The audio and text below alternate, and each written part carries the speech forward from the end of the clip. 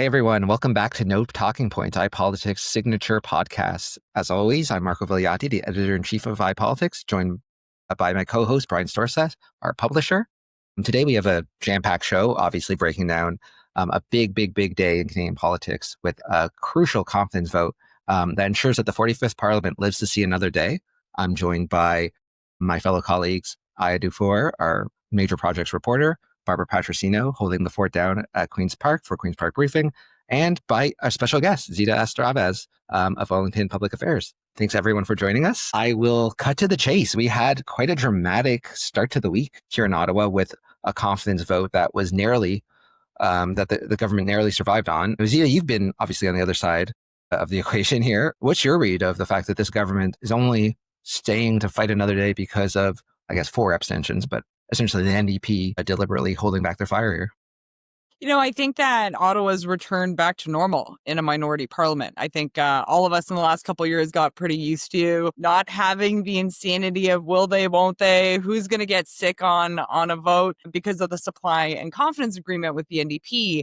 But this is really back to normal, right? If you look at minority parliaments in previous parliaments, you've kind of seen this song and dance in the weeks leading up to the budget or any confidence vote on who's going to get sick. What is Elizabeth May going to do? Because she's been a constant character in these parliaments on whether or not the Greens are going to support the budget or the government of the day. So I think it's back to normal. Obviously, the Liberals are in a minority parliament. They had a bit of additional reinforcements over the last couple of weeks. We'll see if there are more, but we're going to see this continue, right?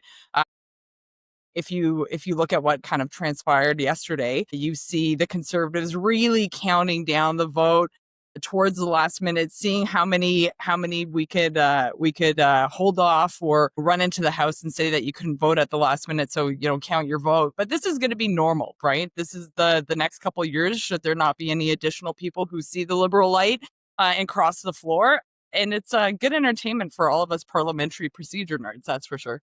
Yeah, absolutely. And I'll open to the rest of us. But one thing that struck me was, obviously the Conservatives weren't terribly keen to push another vote. I don't think Matt Genereux is going to get punished for, not showing up there, not bothering to vote. But I got to think that if Pierre Poilievre was, was pushed into an election or, pushed the government to an election, if he gets even reduces this government's minority by a bit, but comes short, that's his final kick at the can. Am I wrong, Brian? This guy can't afford, I think, to push for an election unless the results look very favorable. Because if he loses again, I don't think you get a third chance. Well, I think more importantly, Marco, Canadians don't want an election right now. So I think whoever did trigger the election would have got punished by it. In looking at it, I agree with Zita. This is what minority parliaments look like. The one thing I would say, the one asterisk I'd put beside that, though, is Mark Carney, the Prime Minister, really showed some stones when he really didn't negotiate with anybody. He just looked him down and said, I'm good with my budget. And if you want to go to an election, we'll go to elections. It's the only thing, usually you kind of haven't, you got something in the budget that the NDP or the Conservatives or the Bloc got to vote for. So you kind of put those markers out there. But there really wasn't any of that in this budget. And the Prime Minister didn't blink either. So it was made for some great theater last night. But at the end of the day, I don't think anybody in Ottawa was super surprised by it. Yeah, I keep going back to this. I think you hit the nail on the head when we were in the lockup for the budget, and you said, who of the opposition parties are going to vote for this budget? I bugged Champagne on his way into cabinet on Tuesday and asked him, the NDP says you didn't negotiate with anyone. He would push back on that suggestion, but if they did negotiate, maybe we'll see something come out from the budget implementation bill. But yeah, Aya, to your point, what did you read on, were you surprised that the opposition parties, kind of blinked at the last minute, considering, there really wasn't much for them to point to like in this budget? Yeah, I mean, Carney was betting that someone would blink, and so they did. And I, to be honest, don't understand why they had to wait till the third vote to make that happen. If this was going to be what it was going to be the whole time, why did we waste our time here? If no one wanted an election the first time around, why did we wait till the last minute, nail-biting, close vote? It's just, come on, guys. Fair. And Barbara, I know the premier was supportive of it. He was one of, I think, 3 premiers yesterday who came out saying, pass this thing. I'm just curious, do you think that Doug Ford has that influence that, he's convincing the Conservatives, or maybe he's just reflective of that broader audience in Canada who does not want an election? Like, I'm curious what kind of influence our beloved premier has on what happens in Ottawa. That's a great question. I don't know. Like, it really feels like Ford likes being in the news. I think he likes being the central. He likes to talk about whatever people are talking about. And obviously, yesterday, that was the topic of the day, right? But yeah, I don't, in terms of influence, it's just so hard to tell. Like, I know for sure that the federal conservatives are not his fan, and I don't think he's their biggest fan either. Yeah, I don't know. I don't know if people really actually listen to what he has to say, but he does really enjoy saying things. That's for sure. He does like talking to your son. I also, yesterday, Monday, I asked Don Davies, is this going to be what we can expect until we get a permanent leader for the NDP? And he said, no, we're taking things day by day. But Zita, let's be honest here. Is this like, can we just all take a deep breath? We're not going to have another confidence challenge until at the very least, the NDP gets a permanent leader, but likely not even that. Well, I mean, I think the NDP are in a really tough spot, right? Like, they're running a leadership campaign. They're trying to find their soul in the forest as they go through this. And they have individuals who are running for the party leadership who are not in the House of Commons. Obviously, there is one in the House, and that will take the time that it needs to take in order for them to figure out which direction that they want to go. I don't think that's, anything new for them, but certainly I don't think they're really jonesing for an election. The reality is, though, with their caucus, is that the members who are in the House of Commons right now won in spite of it all, right? So if you're one of them, and certainly I think having worked for the Liberals right before the 2011 election and, was a volunteer after that election for the Liberals, which was a tough one, those MPs know that they will get elected because of the work that they put in their riding, right? It really is a position, and I don't envy the interim leader his position whatsoever, because he's in a tough spot trying to figure out how to corral those cats. But honestly, they're not looking for an election. If you see one of the abstentions, it was about page 109 or 106 on the budget on an infrastructure project that was, they did not want to be on the record opposing it because they knew that the government would go after them from that perspective, right? If you look at that seat in particular, too, it's always a three-way race, and this is Nunavut. It is always a three-way race between the Conservatives, the Liberals, and the NDP. All three parties have held that seat, I think, in the last decade, if you look at it. And it's a tough spot for some of those members, but I don't think they're jonesing for an election. If you look at the financial statement for the NDP, they're not very strong. And, it takes money to run a campaign. But I think, Brian, to what he said earlier, I don't think Canadians want an election right now. There was just one. And I think he's right that people would punish, whoever brought the government down for an election because they just want government to get on with it, right? They're worried about the economy. They're worried about affordability, and they just don't want the government to be distracted by whatever political machinations are happening. And I'm just curious, and Zita, I'll open up to everyone too, but I'm just curious from your experience, how do you maintain any degree of kind of, caucus unity if you're the interim leader? They know you're not going to be there long. We're in a minority government, so your vote does actually have a pretty sizable impact. I know the Liberals, they had that weird period, after, Paul Marion left and before they got, drubbed in that 2011 election where they did go through some interim leaders. How do you kind of, if you're Don Davies, and, you have people like Leah Gazan basically saying, I'm not abstaining, and creating this really kind of difficult picture. How do you get any degree of unity when you're trying to put forward that unified front, and so you don't accidentally trigger an election? I think you have to believe in team. I know that sounds like pretty simplistic, right? But at the end of the day, you have to pull together in the interest of what your constituents want, right? We heard that from some members saying my constituents don't want an election right now.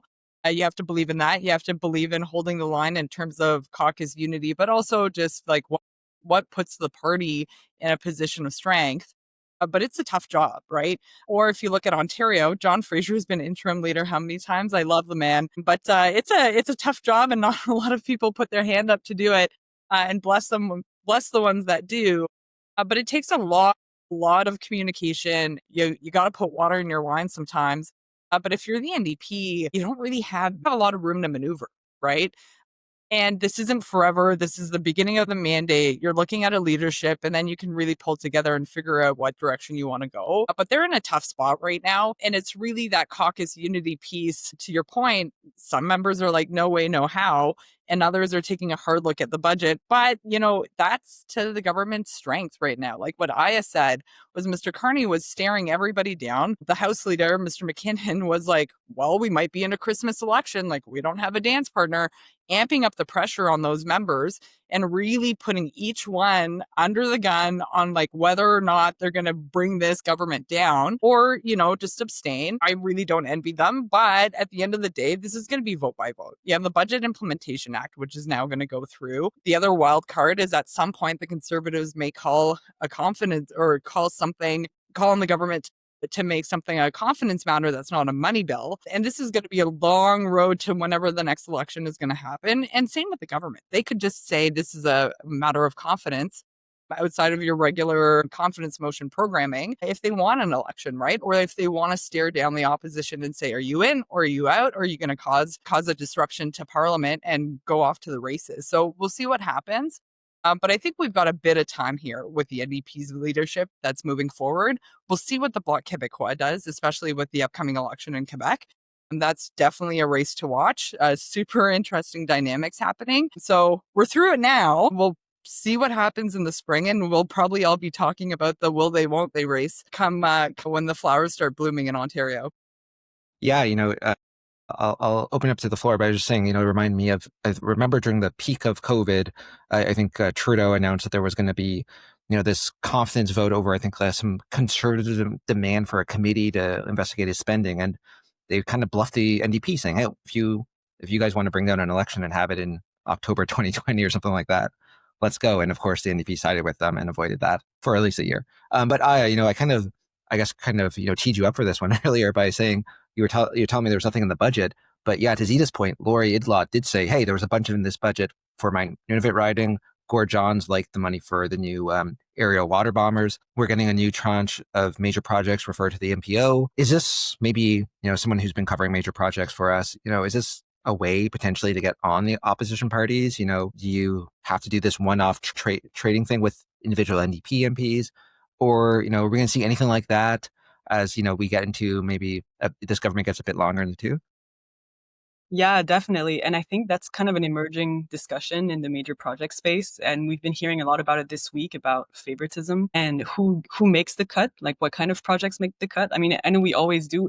We know that there's a criteria, but we don't really know the mechanisms by which the major project office applies that criteria to different projects and what ends up making the top of the list. And on Monday, Conservative MP Carol Anstey was saying that she's hearing in her writing industry players saying, well, the development of some projects is going to happen at the expense of other projects like ours. And they were using ports as an example, like the Contrecoeur expansion with the Port of Montreal. That's going to need a lot of financing. It's going to need a lot of resources. And other ports in Newfoundland were saying, well, maybe that's going to hurt our business case. It's going to hurt our chance to land that private capital.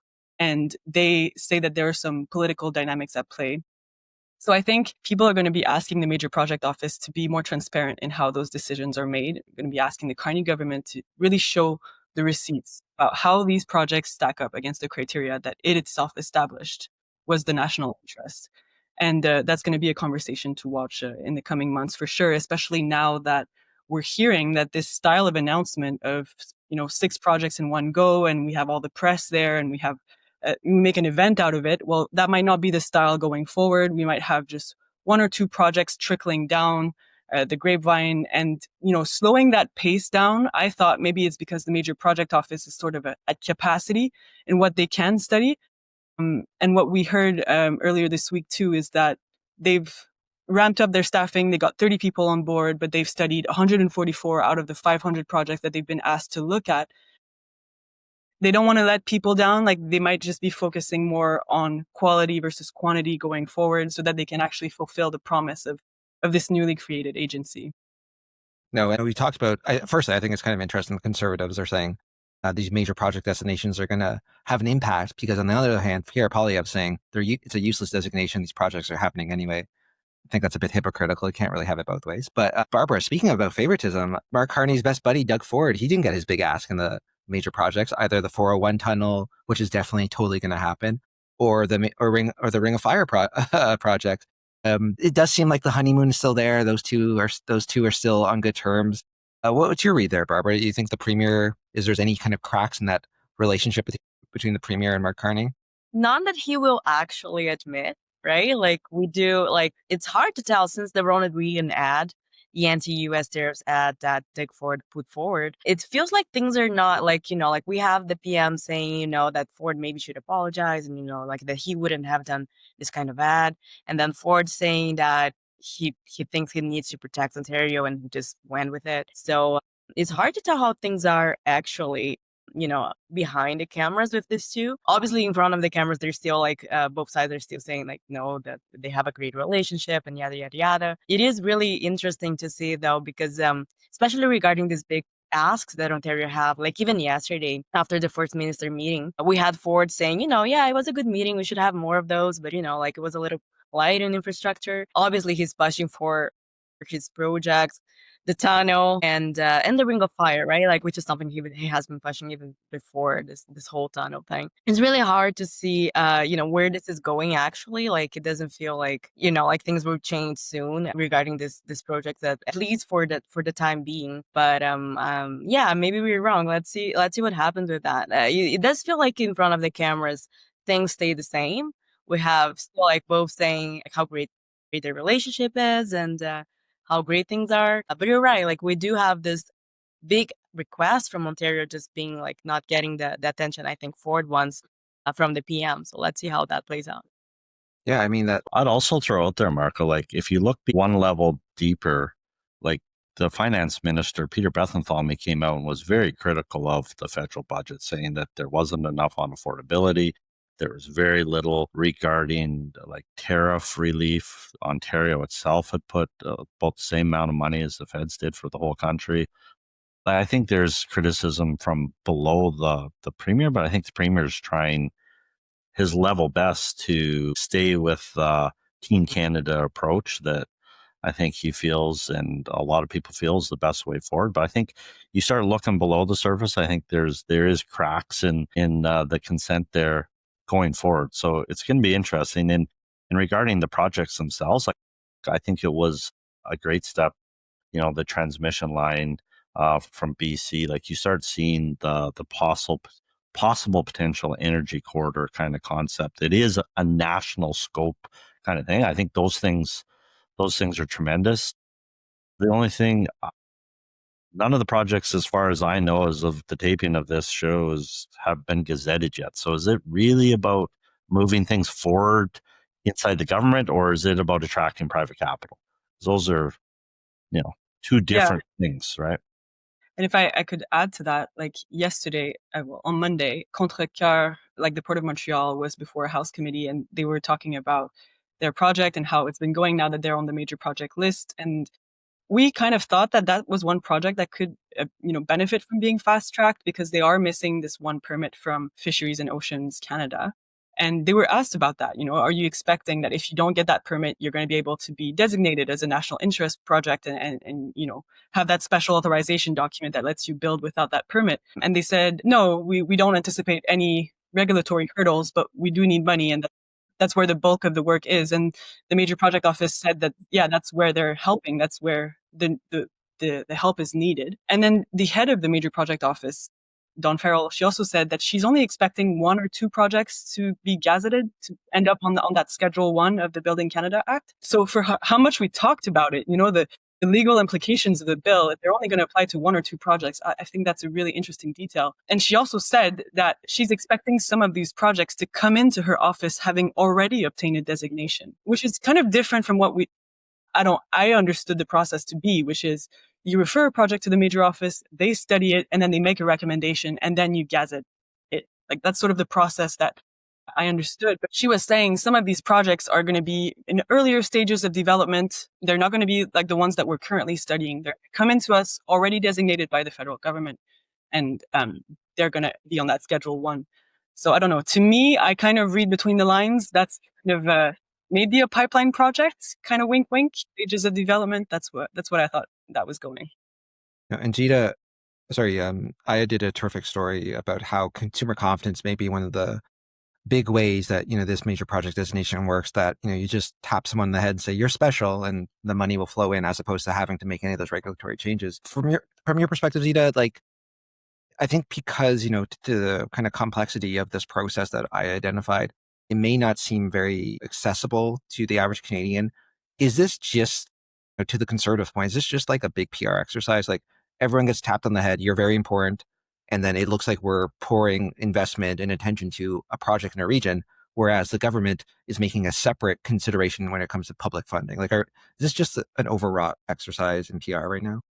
I think there's a couple things at play, right? When in the last 20 years have you heard every premier talk about infrastructure that they want to move forward in collaboration with the federal government and really sing from the same songbook, right? Like Premier Ford doesn't have a project on the list, but Danielle Smith has been more positive about this government than I think any premier of the province of Alberta has been over the last number of years. And look, I used to work in the province, and we would bash the feds all the time, right? And you actually see this moment of friendliness and collaboration amongst the premiers. I think the other piece too, though, is on the investor side, right? It shows that the government not only is communicating, but they've put resources behind a major projects office. They actually want to build things. It's no longer, well, you have to go to NRCan, you have to go to environment, you have to go to fisheries, right? And it's like, well, we can't do anything because these things are held up in this department. Go talk to them. They're taking ownership of the process. I think it's still early days. And a lot of the projects that have been announced, have been within the pipeline for quite some time. So the real proof in the pudding is going to be in the coming months, right? Like, when are these new early stage projects, when they come in and glean the attention of the major projects office, to Aya's point, that will be when we start seeing what the major projects office can actually do in terms of speeding up permitting and approvals. Because right now, a lot of these projects have been on the books for quite some time, but it does help on the investor confidence piece, right? You see Mr. Carney's international engagements, you see Mr. Hodgson traveling as well, talking to different funds and different investor groups who clearly have expressed a desire on investing in Canada as a positive environment of stability. And they're really taking a look at how long these approval processes are going to take. I think one of the other things, too, is that it forces the provinces to pick and choose which projects they actually want to move forward. And the major projects office and the federal process allows for projects that might not be fraught with politics to get onto that list as well. So if you look at Alberta, obviously a pipeline is a preoccupation for the premier, but I'm sure there are other projects that are based in the province of Alberta that are going to make it on the list either through a different process, but might not glean the headlines that all of us have followed around a pipeline that may or may not be in existence, or may not move through the process. To Brian's point on the energy corridor, that is what actually builds major infrastructure, right? If you look at the energy grid, if you look at transmission, if you look at the ports, you saw the Manitoba announcement, you see the Quebec announcement, you see the British Columbia announcement. Those are things that actually get products to market, but they actually need the transmission lines to be able to produce the power and connect everything through. So it'll be interesting to see on the next tranche of projects, how are they connecting tidewater to other tidewater, perhaps, and really go across the country, which is not an easy feat right now, on how to be able to connect those projects forward. It'll also be interesting to see how the ministerial designation, really what that actually means. You saw that in the legislation, where there's a lot of discretion put up to ministers on designating these projects or choosing which ones they want to move forward. So once those early stage projects start coming in for consideration, that's where we're going to see how elastic processes, how quickly government can really move it through, and how they deal with the premiers at that point. Everyone's kind of really excited about the process, but I'm sure they'll be happier. Or when premiers come closer to an election, they'll start amping up the pressure on the federal government on getting these across the finish line. Yeah, no, that's a good point, Zita, and I'll bring in our resident Albertan, Brian. But, Carney kind of let it slip a bit, I think, at that a fireside chat. I think he called pipelines boring or something along those lines. is this like a sense to like Alberta, hey guys, like this thing you're talking about is a notion on not even the back of a napkin right now. The BC NDP just had a convention where they reaffirmed opposition to or support of the oil tanker ban. So it looks like you're going to have a fight with BC if you try to do Northern Gateway 2.0. Brian, what do you make of this? Like, is this Danielle Smith just doing what she has to do to win over an audience, or is this actually going to create some serious tension if we don't get that big, beautiful pipeline built? Well, first of all, I don't think we're talking about getting a pipeline built right now. I think we're talking about a pipeline. And this is the first time I've seen Premier Smith play so well with Ottawa and Ottawa in return. So I think there's some, from the outside looking in, it looks like there's been some productive conversations that everybody has some expectations on. I think that's a positive thing for Confederation. Like, I do believe that Alberta is a very important part of this country, and I think it's incumbent upon the Prime Minister to do what he can to make sure Albertans feel, and the Premier of Alberta feels like they're being listened to. And, it's Danielle Smith's own words that it seems like feels that she is being listened to in this. So I think that's a positive thing. Whether or not a pipeline gets built, it is dependent on far more than, I know we in Ottawa and government hate to realize it, but there's far more than just government required to do things in the private sector. And that's what it's really going to come down to. But the fact that there is openness to it, that they're collaborating, I think that's a positive thing. And I think we need to continue to see that moving forward. Prime Minister Carney's got a unique situation with the electoral situation in Canada too. Like, he has moved away from where I would say, and Zita would know this better than I, but I would say where Prime Minister Trudeau's base isn't necessarily where Prime Minister Carney's base is, and that opens up all sorts of different opportunities if utilized and exploited properly as well. So it's going to be an interesting next year or two in federal politics. I just want to shift our attention to, I guess, our last topic of discussion. There's speed cameras. We are in Ontario. We are getting them removed. I think the last day was the 14th. Doug Ford has sunk, maybe not a lot of political capital, but a good deal of political capital in terms of getting this done. It seems like, I think there was definitely some parallels I was reading to this fight over speed cameras with the bike lanes, in that it was obviously an issue that was within the municipal realm that he's just now hyperfixated on, although I believe the Ford government passed the legislation that allowed speed cameras to get implemented in the first place. Barbara, what do you think? Do you think the Premier made a misstep here and might pay the price, or do you think this is a smart move for him on a political level? That's a very interesting question, because I think every single thing Doug Ford does, he does thinking about the people who vote for him. And he does have a lot of people who, like, like a lot of drivers. He has this, there are many posts about this, like the demographics of the people who actually vote for him and the issues they care about. And like just being in traffic and congestion and all of this. And now with the speed cameras too, they polled on this as well. And people were complaining a lot about them. So in terms of like keeping the people who vote for him, I guess it might be a smart thing to do, right? Like, cause he, like he's pretty much doing something that he has been hearing from the people who vote for him, that they want this done. Now, in terms of like opposition and everything else, yeah, for sure. Like, many mayors are not happy with the changes. We do have like even formal requests to, to walk back on this. Obviously, it is a source of revenue for the municipalities and the province as well, right? Like, I think even Olivia Chow has been the most vocal opponent on this one. She got a report yesterday and she broke down, like, I think it's like 35% of the amount that these cameras actually collect goes to the program to keep the cameras going. And then 24% goes to the province, to Ontario. And all the rest of it, she's saying that goes to, like jobs and keeping speed bump signs and officers, crossing guards, all of this infrastructure for safety in the traffic as well.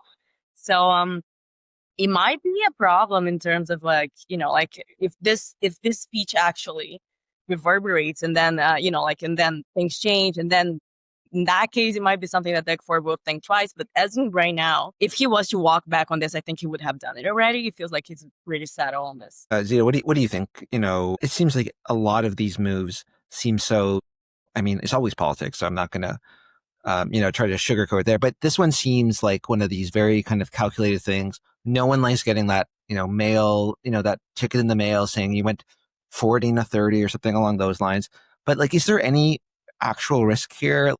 Or is this just like classic Doug Ford politicking, knowing how to win over, just to Barbara's point, the people who are more prone to vote for him, while, he faces some headwinds on the housing front, on the affordability front? So I think Doug Ford is a great chameleon, right? Like, he is a very good politician in the way that he moves quickly on where he's going to go, right? To Barbara's point, they're constantly polling and he's very responsive to those numbers, right? If you look at any political party, provincially or federally, I think Doug Ford is probably the most nimble and responding to those polling numbers, and he's willing to eat eat anything that he needs to in order to move past it if that's where the tide is going. He's quite talented in that way. And even though he introduced that legislation, he doesn't seem to care, right? Like, I think people like us know the fact that they introduced that legislation and now are changing it. If you go, into Barrie, or if you go into Timmins, or if you go into Thunder Bay or Toronto, I don't think anyone. It is certainly a dynamic with the cities, because at the end of the day, it becomes revenue. And I'm sure the municipalities are now going to go to the province on saying, well, you cut this revenue stream from us, like, where's our money? Which is the perpetual relationship between municipalities and the province. At the end of the day, like, Doug Ford has a lot of things going on, and this is a great distraction to grab headlines away from some really big issues that they're facing. We talked about the ads, that is still, the Canada-US relationship is top of mind. Obviously, there are a couple scandals that are taking place in the province of Ontario, but you know what people want to talk about? It is a great news talk, radio talker. It is photo radar. The other thing too is I just find it a bit laughable being like, we're going to invest this money to add more signs. So you're going to put up a sign next to the speed limit sign, reminding you that the speed limit is whatever it is that you clearly ignored because you didn't take a look at the sign. Like, that's a great idea. But I'm sure we're going to see more of this. It's a bit of politics, sure. But he's quite adept in really adjusting to where the public is going. This isn't going to be the first and last that we see of Doug Ford really turning on a dime in response to public numbers. But, he is really governing in a way where he doesn't have a lot of challenges coming from the opposition at Queen's Park right now.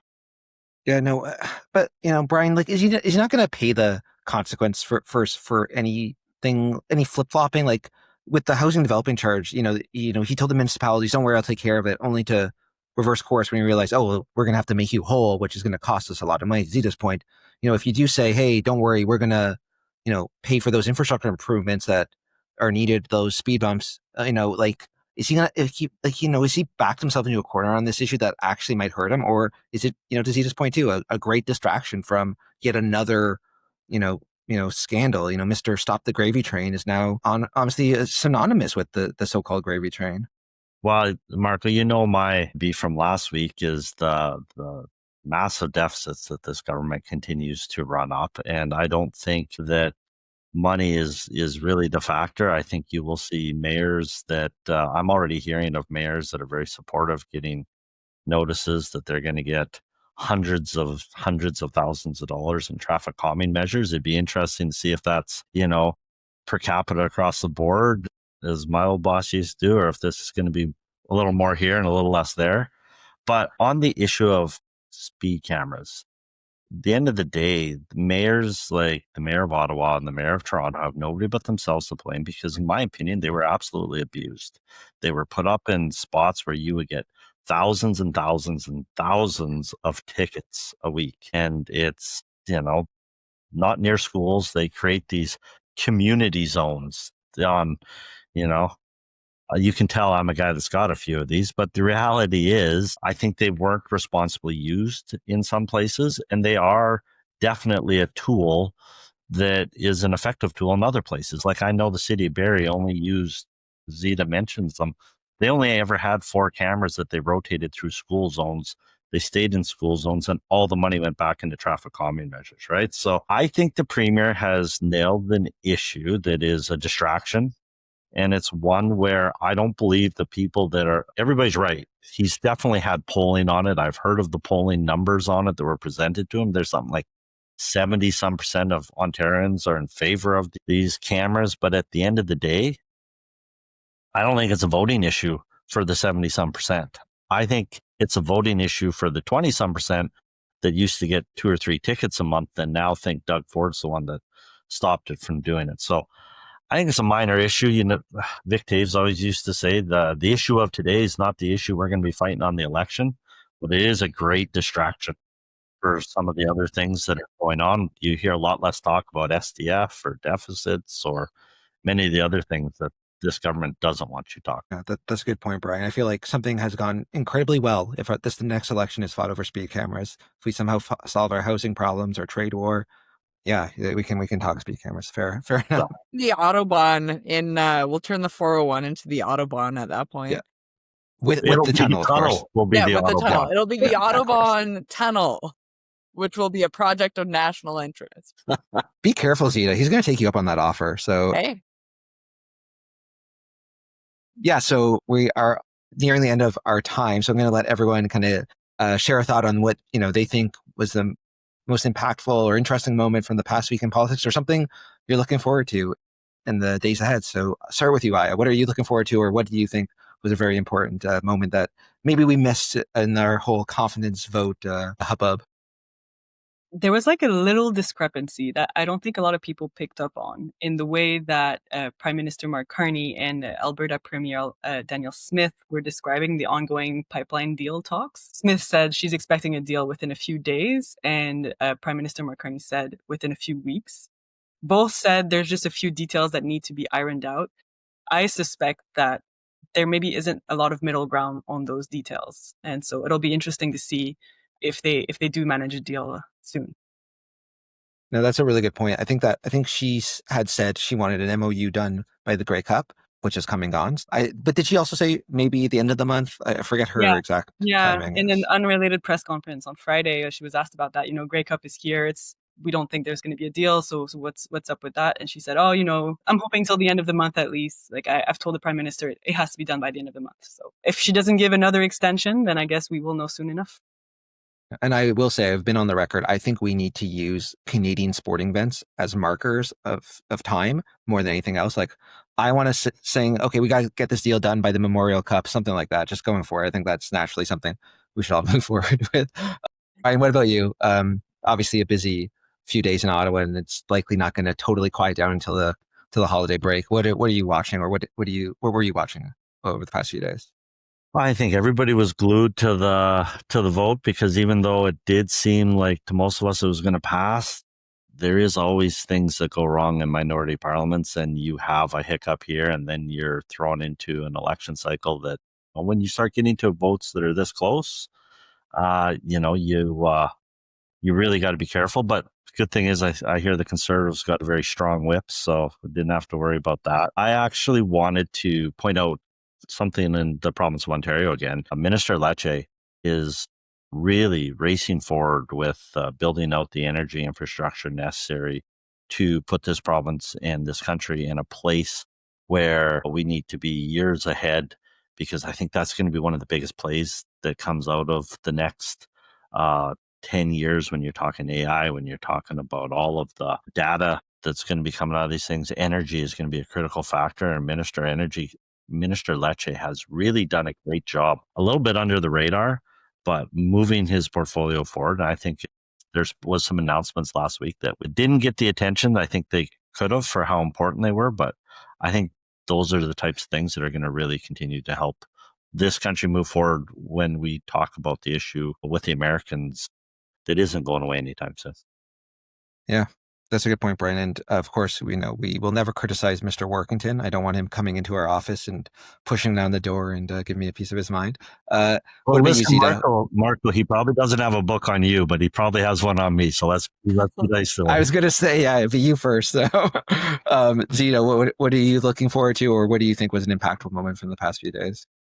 So I think the Prime Minister is back, wheels up with some international travel.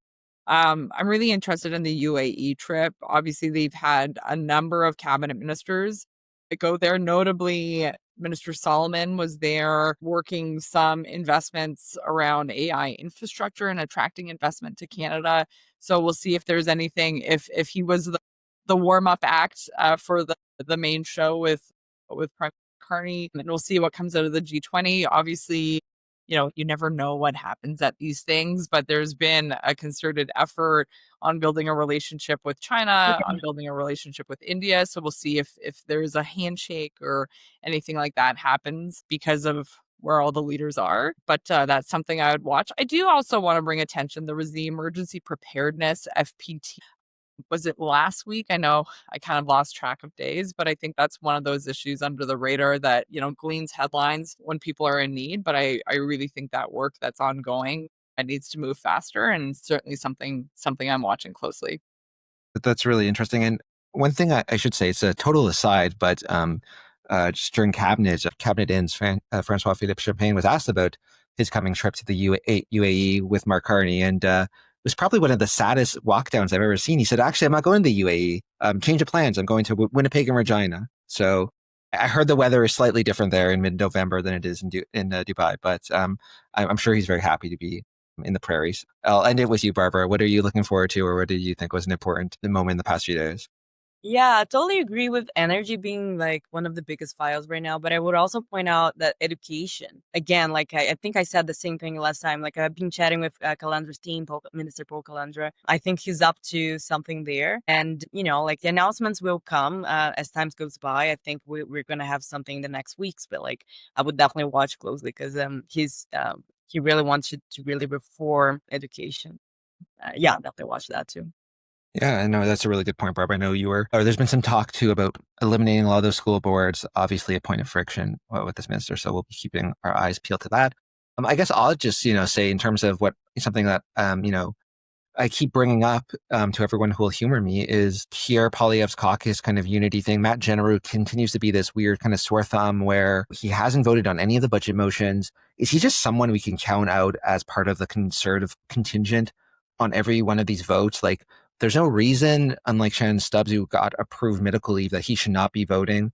Does that also just prove those rumors true that he was considering across the aisle? Like, is he just a perpetual abstain vote until he finally resigns? Be curious to see what happens there. Maybe at the end of the day, it doesn't matter too long. And come April, we might not have too many more confidence votes and we might have an eventual by-election. Although that will be interesting. That might be an opportunity for Mark Carney to pick up that seat, which would put a lot of heat on Pierre Poilievre. But yeah, so a lot of things to pay attention to as we continue moving forward. Thank you, Zita, for joining us. Thank you, Aya, Barbara, and Brian, as always. I hope you guys had a great time, and we will be back here next week. Thank you. Thank you, guys. Thanks, Zita. Thank you. Bye. Bye.